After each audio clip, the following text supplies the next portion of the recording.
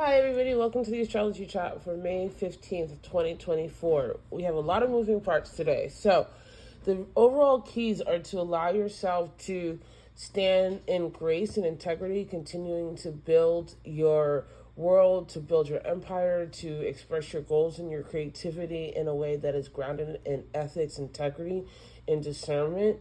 And if you do this, all of the moving parts today are actually going to be opportunities to practice your royalty, to practice your authenticity, to practice your discernment, to practice letting yourself put yourself out there and not just only feeling comfortable in situations that you can absolutely control, but actually becoming more comfortable with being aware of your internal process and letting that lead you. It's more, again, coming from in out instead of letting out determine in. And I say this because we continue to have the moon in Virgo. The moon is in Leo. The moon is going to be in Leo until 1:04 p.m. There's going to be a void, and then the moon is going to move into Virgo.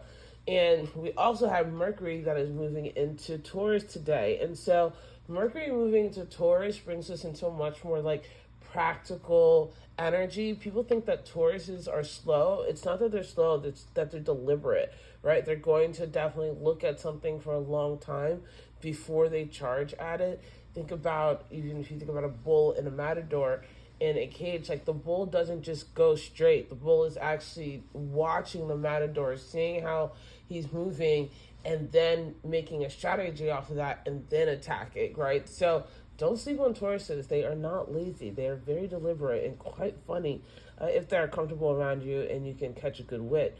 Now, the Mercury moving into Taurus does start leading us into this very more earthy energy.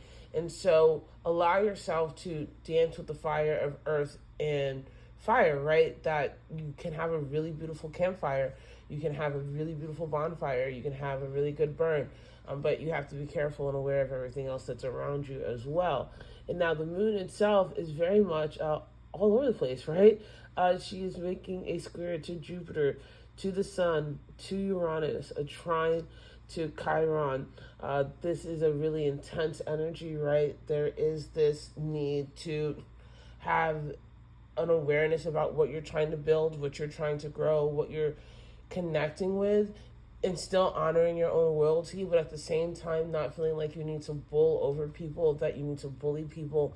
Some people just don't really like to honor other people's integrity or sovereignty.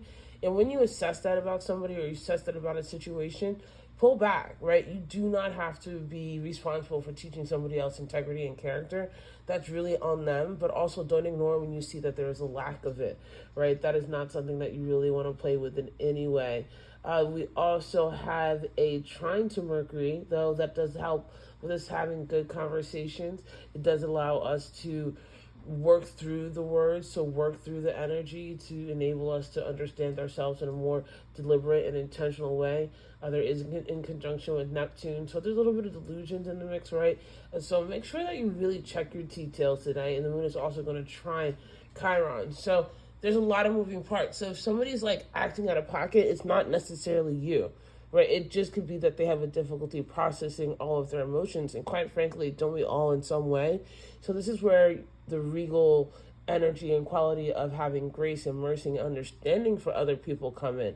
Doesn't mean that you got to co-sign any bull, right? But it does mean that you can recognize when somebody's going through something and they just don't have the tools yet. Or if you're going through something and you don't have the tools yet. Another quality of being royal is admitting when you don't know something and then getting help on doing that, right? This isn't about the bravado. This isn't about like making everybody think you know or feel impressed with you from a distance, especially when we also have it in conjunction to Pluto.